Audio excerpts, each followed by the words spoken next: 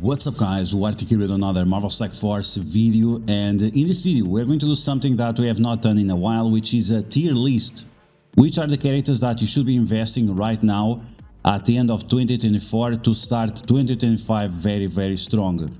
We have a meta set up and most of these investments will cross multiple game modes, so we are probably not going to waste a lot of resources if you follow these advices. There are also situations where you can skip characters, so this is going to really maximize how competitive you can be without wasting a lot of resources.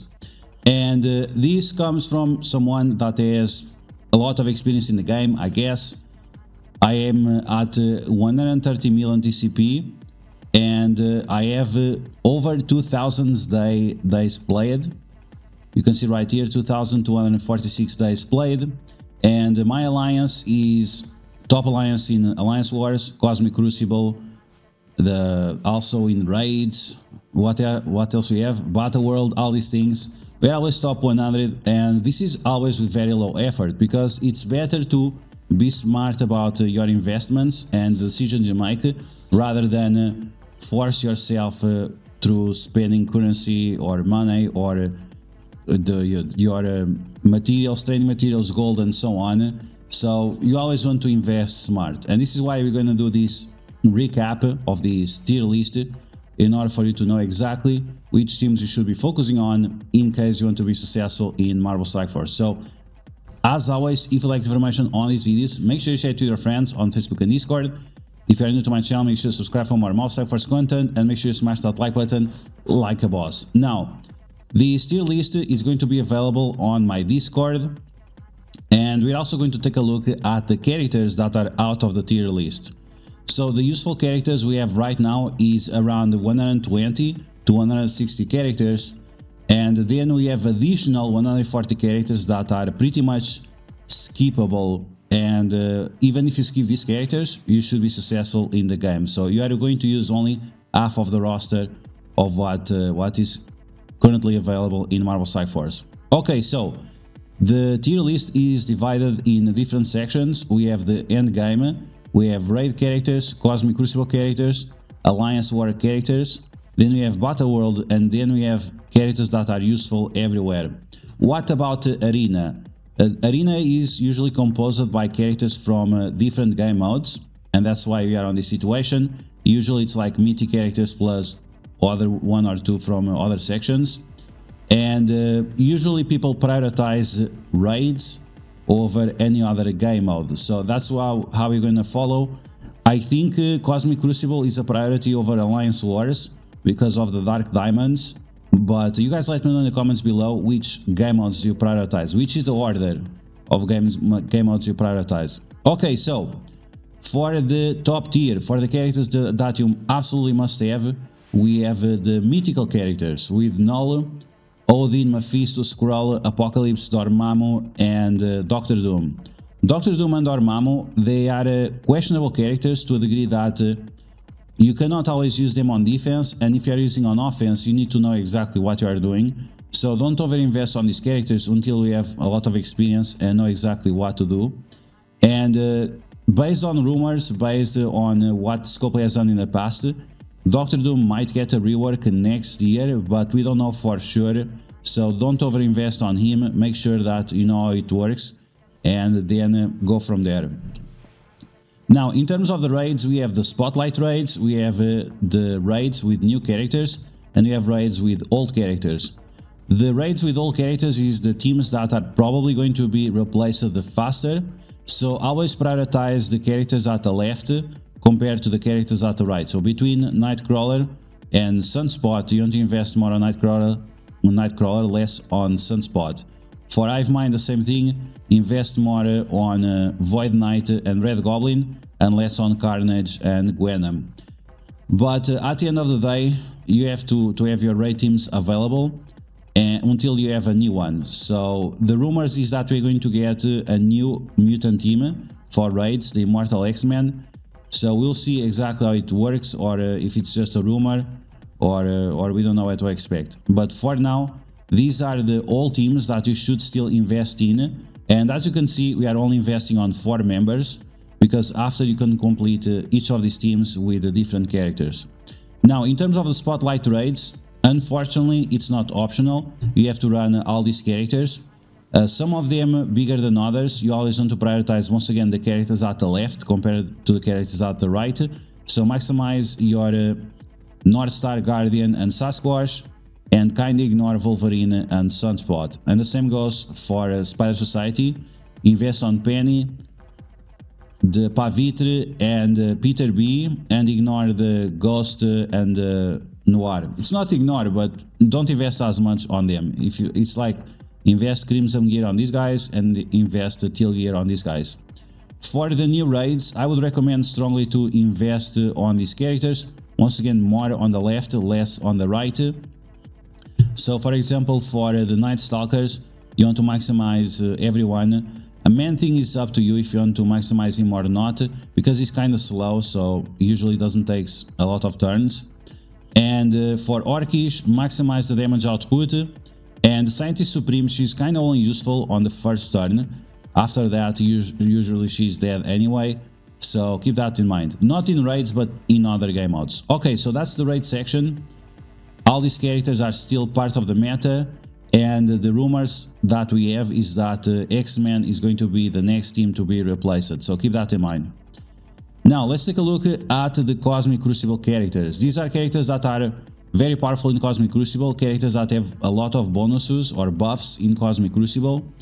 And Cosmic Crucible is important because you get Dark Diamond credits. That's pretty much it. Beyond that, you actually don't get anything special, so keep that in mind. Okay, so the main team that you want to use is Illuminati with the Black Bolt, and you need Black Bolt for extra health and resistance. Otherwise, the Illuminati team will not have a lot of health, and they might get destroyed easily. Then we have the Sinister Six. Some of them are better than others. Green Goblin, Craven and Slayer are definitely characters that you want to maximize. And then we have Cosmic Crucible, but big enough. You want to have your Dr. Octopus and your Lizard. So you want to have the 5 of them, but these guys definitely require more investment than these two. Then we have the Cabal. You should definitely max out the Cabal. Kang, Spider Weaver and Firestar are characters from Masters of Evil, Tangle Web and New Warriors that you should still max out for Cosmic Crucible. Characters that you just have to get up big enough, as much as you feel that is useful. And for example, for me, at the highest levels, for me, 2099, the enough is like max out, so keep that in mind. But these characters that we have at the bottom, 2099, these Superior 6, New Warriors, and some of the members of the Masters of Evil, you just have to see exactly what enemies you are facing, and then decide from that how much you want to invest. But a good starting mark would be like Gear Tier 17 or Gear Tier 18. Definitely not Crimson Gear if you are not at Masters and above. And finally, we have Cosmic Crucible characters that can be strong but are definitely optional. They can be usually replaced on their own team by other characters. So if you invest on these characters, make sure you know what you are doing and when to use them. Because like I said, on their own teams, they are the characters that are usually replaced. And we have Dagger, Ultron, Mr. Fantastic, and Iron Man. Now, in terms of Alliance Wars, as you guys can see, we have a lot of stuff to talk about. Characters you should max out, characters that you should have big enough for you to use them, characters that are optional, not only characters but also teams. There are a lot of dead teams in Alliance Wars, and also characters that are only useful on defense. Now, these characters that are only useful on defense, it's up to you to decide how much you want to invest on them. None of these characters are priority in any game mode, so for most players, especially new players, I would definitely avoid these characters. Then we have Alliance Wars optional characters. We have A-Force, we have Infinity Watch, we have some Sinister Six, we have One Young Avenger, we have War Dogs, aka Wakanda, and we have Masters of... no, this is not... this is Underworld. So we have Underworld here, and we have some Asgardians and Sabretooth, which is part of the Weapon X. So these characters are somewhat optional because they are part of the old meta. They have very old stats, and because of that, nowadays it's very rare where they are useful, right? You don't have many teams where you can use them, or you have to use a super powerful character in order for them to be good. So these characters I would definitely not recommend for new players and mid-range players. Based on rumors, A-Force is going to get a rework next patch. Is that true? Who knows? We're gonna have to wait and see. But I would definitely avoid these teams as much as possible and go from there. The new players definitely do not need any of these characters. Now, in terms of the ones that you actually care about Alliance Wars, we have Undying, we have Mercs for Money, we have Out of Time, we have Nowhere, we have New Avengers, Secret Defenders, Annihilators, some Sinister Six, Gamma with Red Hulk, and then we have Weapon X. These are teams that on their own are very powerful, and if sometimes you do one character change or something like that, they become like absolutely ridiculous. So definitely must have, and they are also useful in other game modes as well, including Cosmic Crucible, Dark Dimension, and whatever else, Arena, something like that, Battle World as well. Okay, so the characters that are Alliance Wars, but you should gear up just as much as you need, are characters that complement those teams, and some of these characters are going to get replaced on their own teams on specific situations. So we have Zombie Iron Man, we have Mercs for Money, Out of Time with Captain America and Captain Carter, New Avengers with Coulson, Mockingbird, and The Thing. We have Erish as big as you need him. He might not be necessary to be gigantic, so keep that in mind. Miss Marvel are light, you only need her at the start. We have Mysterio, we have the Gamma characters, and we have the Nowhere characters. Okay, so once again, if you want to be good in War, you should have the War Max out and the War Big Enough. War Optional, it's absolutely optional, I would not invest on them. And even War Defense only, I would also skip them for the most part. You could, for example, use American Chavez at level 75. Most of these characters are useful as level 75 in Alliance Wars, and stop your investments on these characters. Okay, we're gonna move on to the next section. We talked about Crucible, we talked about War, now we have to talk about Battle World. Battle World is the new game mode. We only have one team available, and this team is absolutely skippable, so keep that in mind. But they can be very strong in Alliance Wars if they have Awaken abilities. So if you're a new player, if you're a veteran player, mid-range player, make sure you get those Awaken abilities, otherwise this team is not going to have a lot of value. And that's pretty much it. Even in Battle World, they are not even necessary, which is kind of lame. So I'm not sure what's up with this team, but tread carefully because this is definitely sort of a trap investment, especially Emma Frost. She's not good anywhere, so watch out for that. And we have a new mutant team coming, so if you invest on her, you might not have gear for the new characters. And finally, we have characters that can be useful everywhere, but this is more for players with a lot of experience that know where to use them. So we have Silver Surfer, can remove charges, Rogue, she can do all kinds of nasty things, especially if she's together with X-Men characters. Morgan Le Fay is very strong against Misty characters. Castle is very strong against summons and clones. Quicksilver is very strong at characters that apply slow to your team. Eternals are strong everywhere pretty much, as long as they go first, so keep that in mind. Then we have Emma Frost, Cable, Loki. These are characters that provide additional speed for our team or less speed for the enemy team. We have Proxima Midnight that can be useful in certain combos in Alliance Wars and Cosmic Crucible with characters like Cabal. Then we have several pre-taunting tanks that will help you protect certain characters on your team to engage on your wombo combo.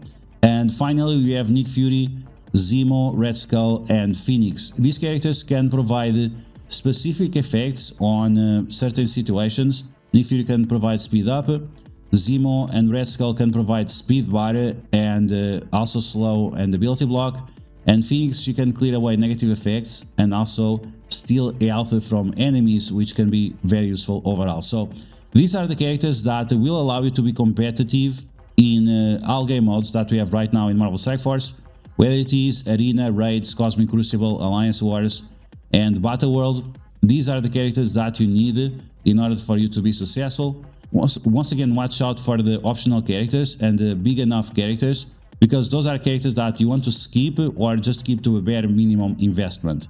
Now, in terms of the characters that we are going to skip, well, most of them are minions. Tons and tons of minions, so that's normal. But there are a few teams that used to be meta here that are no longer meta, and some characters as well, like Cyclops is part of the Extreme X-Men, but is pretty much skippable. We have the Dead Sea team, pretty much skippable at this point. Young Avengers, we have some of the characters from the Darkhold. A lot of the teams from 2021 are pretty much dead at this point, because their stats are just not good enough, and because the characters that were part of their team migrated to some other place. So keep that in mind. We have other teams here like Asgardians, Black Order, Ravagers. There are really a ton of characters here that are pretty much dead.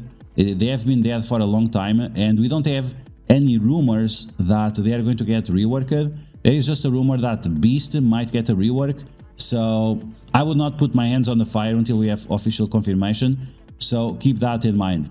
Okay guys, that's going to be the video. That's the all-in-one tier list. Once again, I'm going to make this available on my Discord, and if you are a new player, you should definitely follow these to catch up as fast as possible, so whenever there is a new character in the game, you can follow along rather than trying to play catch up. So I hope you guys enjoyed this video. If you did, make sure you smash that like button, and if you found information helpful, make sure you share it to your friends on Facebook and Discord. If you are new to my channel, make sure to subscribe for more Mouse Force content, and I will catch you guys later.